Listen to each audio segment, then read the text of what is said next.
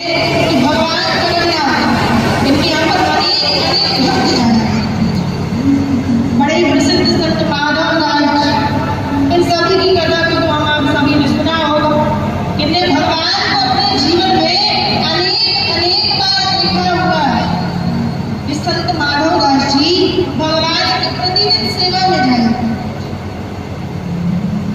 परंतु कुछ समय पश्चात इनकी पत्नी का देहांत हो जाता।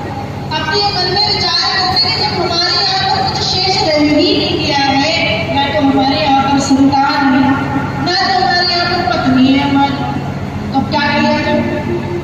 अब एक कार्य करते हैं, इस जीवन को जगन्नाथ स्वामी को ही अर्पित किए देते हैं। कई दिन हो गए, माधव दास भगवान के मंदिर की खूब सेवा करते रहे, खूब वंदना करते रहे, भगवान की खूब अर्चना करते रहे, पूजा करते रहे। अनेक दिन से माधव दास जी ने कुछ खाया नहीं, एक भी अन्न का कण ग्रहण नहीं, कहीं से व्यवस्था हुई नहीं। एक हमारे प्रभु जगन्नाथ स्वामी को एक स्वर्ण की थाल में बड़े सुंदर 56 भोग करते हैं। जैसे 56 भोग आए, भगवान स्वयं मूर्ति में से प्रकट होकर के माधव दास जी से कहते हैं, आप भोजनों को ग्रहण कर लें। माधव दास जी की बात है, नहीं प्रभु ये तो आपका भोग है, आप लगा लीजिए। भगवान कहते हैं हम तो भूखे नहीं है, तुम ग्रहण कर लो।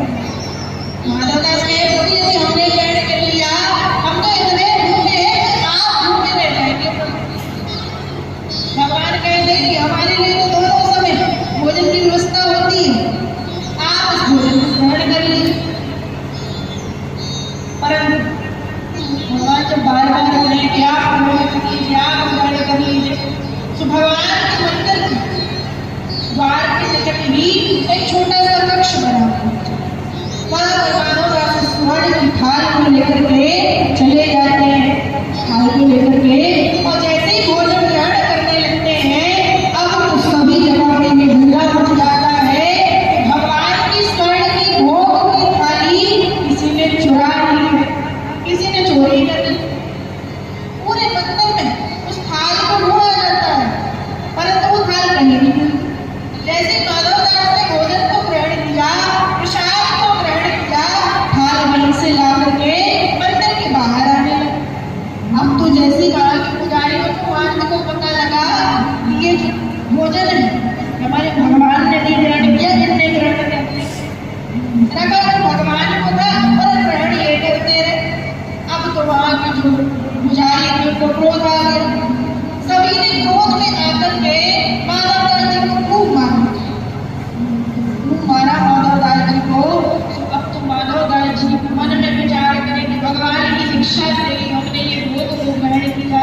हेलो हे भगवान हमसे ऐसी कौन सी गलती हो। हेलो हाँ देखो हमारे भगवान इतने करुणा निधान है, इतने कृपालु है, इतने भक्त वत्सल है हमारे प्रभु कि जो भी कष्ट माधव दास जी को मिला हुआ था, उस सभी कष्ट को भगवान जगन्नाथ स्वयं हरण कर लेते हैं।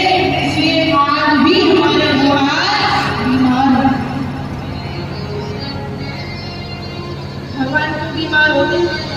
देखो भक्त के लिए तो भक्त चाहे तो भगवान को बीमार कर देवे, और भक्त चाहे तो भगवान के लिए चाहे भगत के